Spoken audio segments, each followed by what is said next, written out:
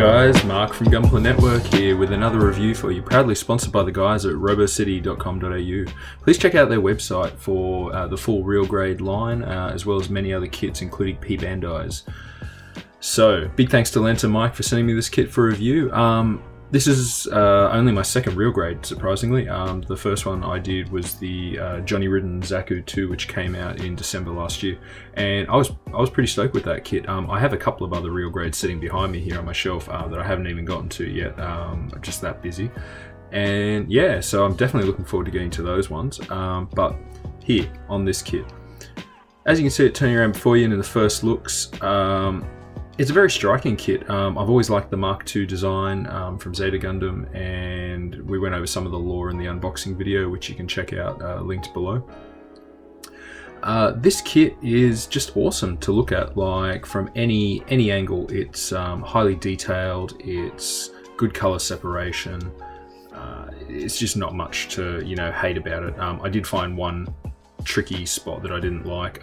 Usually real grades are mentioned that they have fiddly bits and hard to pose and stuff like that, but so far for me I found one out of the whole kit isn't a bad thing, and potentially it's just my kit or the way I've done it. So yeah, nothing too bad.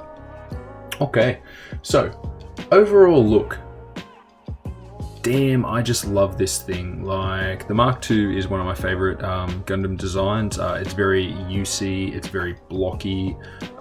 The AU version is like obviously a slight variation on traditional Gundam colors. It's white, it's grey, it's red, it's yellow, but with a navy dark blue instead of a traditional Gundam light blue or bright blue.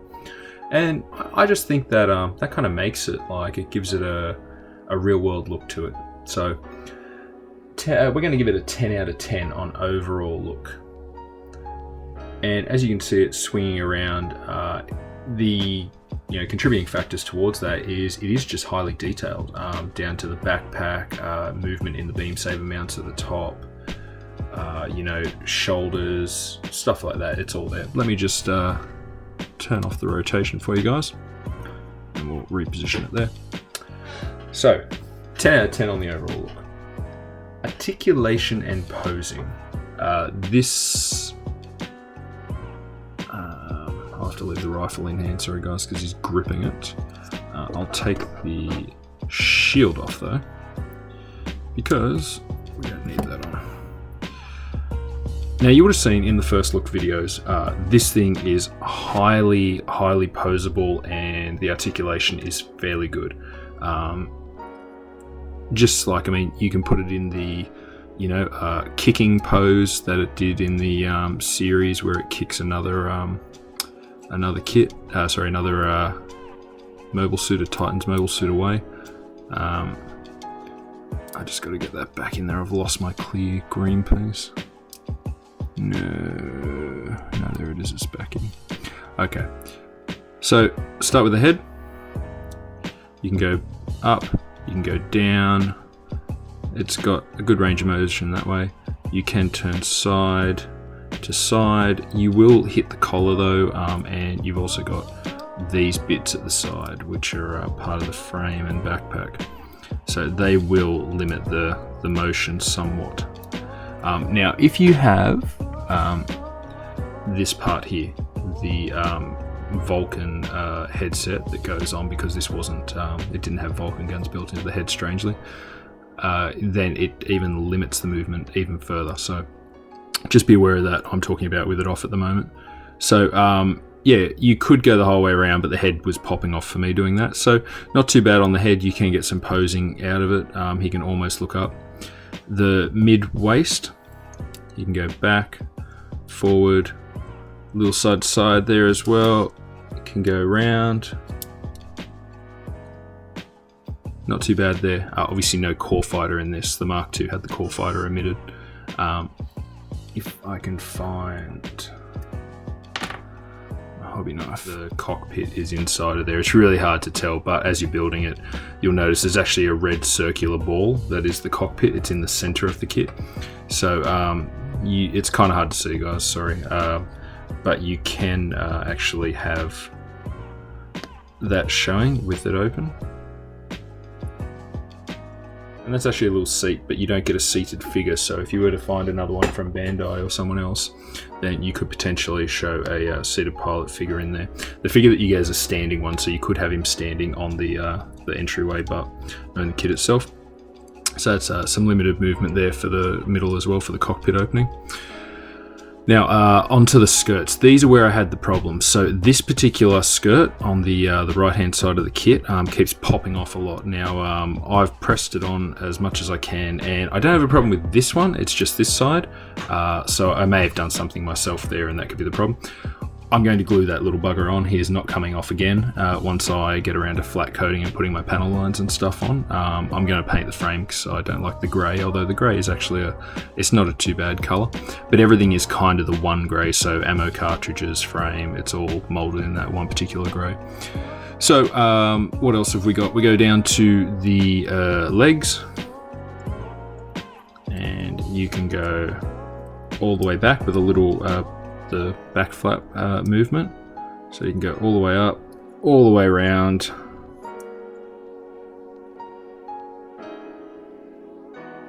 and you keep going. Ankle, you can pretty much touch himself in the back. That is like so flexible. This guy must do yoga. You get some armor separation happening there, typical real grade style. He can then, and there it goes, guys, it's just popped right off. I'll leave that. You can then come all the way up there and there. So this guy is highly posable and articulated on the legs. Now, unlike the last RG that I reviewed, the Journey Ridden Zaku, the legs are actually staying on the waist unit here. It's not as fiddly as the Zaku's was. I'll take that off, that's just an ammo case. Arms, they start with the shoulder, it can go up, down. Here you have the attachment to the body itself, and it can move there, a little back and front. That's kind of an armor cover there for that. This flap here inside lifts up a little, so you can then go. You can get pretty much all the way up. Really cool. And you just recover up and fix up all the arm separation. It can actually go all the way around. So, some fairly good articulation for this guy. Oh, and the like I said, on the backpack, these thruster nozzles are just on a ball joint, so they have very kind of like limited movement and will pop off. The bottom ones hardly move. The backpack, these hoses, they're there. You put those in, so you do have some forward back on the beam saber mounts. The beam sabers will actually come out, and they're on a ball joint in there, so they can go back forward. So pretty cool with that. Alright, he's back in his stand. So for articulation and posing, I gave that a 9 out of 10 because it is very articulated. Minor issue with my front skirt, so not too bad, but the posing is great. I don't know how I'm going to pose this guy yet. I'm not sure if he's just going to be standing there holding his beam saber or rifle or bazooka. I'll work it out later in the cabinet, but chances are he'll be flying on an action base. 9 out of 10. Accessories. So this guy comes with, as you can see here, a beam rifle, no scope, but it has a handle for the other hand to hold. It then has these removable cartridges, which I have a spare that goes nowhere. You can see they just plug on like that. He has the head-mounted Vulcan unit, which is highly detailed.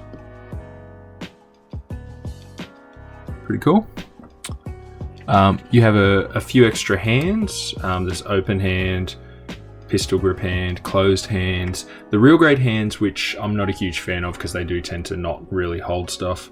The shield, which is really cool in this kit because it has a sliding gimmick. It's on a track here. Some spare ammunition there and there being held inside. On the hip joint, you can store with these little pegs the spare ammunition for the bazooka. If I open that up,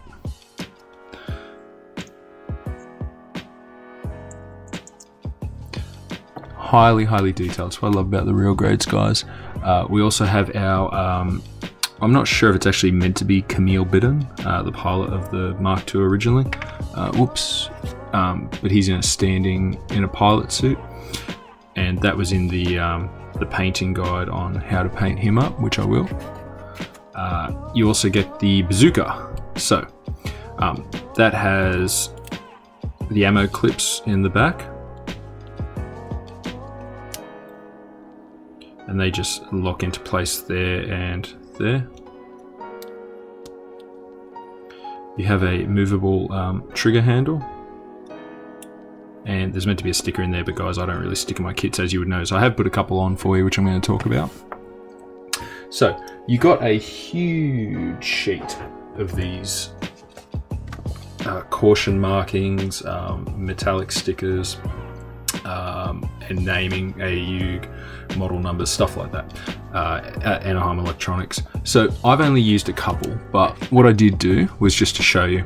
The problem with these stickers compared to decals, right, is that you can see the outline on dark materials, so like the blue plastics, which there are warning stickers to go everywhere all over this thing. There are so many you can see there. On dark colors, blues, reds, yellows, wherever, you will see the outline, and I mean, you can try and soften that a bit with some top coat. I tried that on my Johnny Ridden Zaku. I used the official ones that came with it because there were none out to buy other water slide wise, and they don't really look all that good. I mean, from a distance you won't notice, but when you look up close you'll see and go, oh, I can see the outline of the sticker. Much better than standard stickers you would get with a high grade, hands down. Way better for these. But I'm fortunate enough I can buy the water slide stickers, so I have a sheet of water slides coming, so I will be covering this guy according to the back of the book. You can see I don't even know how many it is, like 1,000 stickers, decals that need to go on this guy. What I haven't mentioned as well, the color separation on this kit is just amazing. Like the blue, the red, yellow is great, but on the rest of the kit, so you've got like a darker grey white, which is pretty hard to see, whites, greys, dark grey. It's just so well color separated when you're assembling this. It's fantastic. Painting opportunities include down here, you know, the pistons that move and stuff down here. This is great stuff. So I'll be doing some detail painting on this. Mini MGs, basically, these RG kits, which are fantastic for 1/144 scale builders like myself. So I did use another sticker. I used the RX 178 up here on the white, and you can actually hardly tell. So if you're using these stickers only on the white stuff, then I mean, they're fine. You can do that. Throw a flat coat over, they won't come off, and you'll never notice them. But if you use them anywhere else, which I mean, let's face it, they're on the chest, the backpack, the weapons, the shield, anywhere in a dark space, you are going to notice them. You'll notice the outlines, so I highly recommend using water slides there. And if you buy the water slides, you get enough water slides for the Titans and the AU version, I believe, for something like a $10 water slide set. But there is nothing wrong with using the stickers if you don't mind. I also used a foil sticker there, and that just looks too metallic, glossy, horrendous foil for me, so I will paint that with some, just reach up for your metallics and grab something like a Tamiya gold leaf and paint that in yourself, and that'll be fine. What else? Looks wise, we also have the clear parts in the camera. The whole visor eyes are a clear part. These chest cameras, and they're really cool, including the backside of the camera here is actually a green clear piece too. So yeah, hugely good work by Bandai there. It's hard to see, but I've got I've put the foil or the eye sticker over the top of mine, one of the two, just to demonstration. I'll actually paint that up later, and it's really cool because instead of masking off, what you could do is just use the two eye pieces, line them up properly, paint over the rest of the clear with black, and then when you remove those stickers, you've got the clear green behind, and the rest of it's black like it should be on the eyes. So thanks for that, Bandai. That was the accessories. We're going to go for a 9 out of 10 on the accessories. Fun factor, hugely fun build, really enjoyed it. apart from that one little side skirt or front skirt, sorry, annoying me, it didn't feel tedious at all. This is a great real grade. It's the most solid one of the lot. I can concur with what everyone else says. If you pick this up, you can get the standard AU version, the Titans version, and there's a P Bandai that released last year, I believe. It was the Amuro Ray colors, but it's actually just in the original Gundam colors, are more bright blue and stuff, white. So yeah, definitely any version of this kit you find will be awesome. The way you build it is you build the entire frame and then you armor it up, and that's really cool because you've got a whole skeleton standing there in front of you, all the detail, which makes it easy for painting as you go too, because if you wanted to paint the inner frame, you could just assemble, give the whole thing a coat of primer lightly, and then go do your detail paints after you've sprayed on, like, I don't know, a stainless steel, a gunmetal, aluminium or dark iron, whatever you want the frame to be, and then paint in the little pistons and stuff like that, and then you can start putting the armor over the top of it. I probably won't paint any of the whites or the greys or anything because I like that, but I will probably paint the darker greys, the frame parts, and then do some detail painting under there because that'd make it just kind of pop on the shelf. Same with the rifle. It's got two-tone of grey. It's a darker grey and a light grey. I'd probably paint one of those different, maybe a metal colour under the lighter grey. The shield's good as it goes, and obviously they've done some great colour separation. If we could get these going on the high grades Bandai, that would be really awesome. So they have, where it should be white, it's white, etc. when you make them. That'd be really good. So for fun factor, I gave an 8 out of 10. Final score, we're looking at a 9 out of 10. That's pretty damn good, guys. I don't know if I'll ever give any kit 10 out of 10, but I think this might be the highest one I've scored so far. So huge thank you to Lance and Mike over at Robo City. Check out their website. You'll enjoy just browsing through the silly amount of P Bandais and stuff like that they have.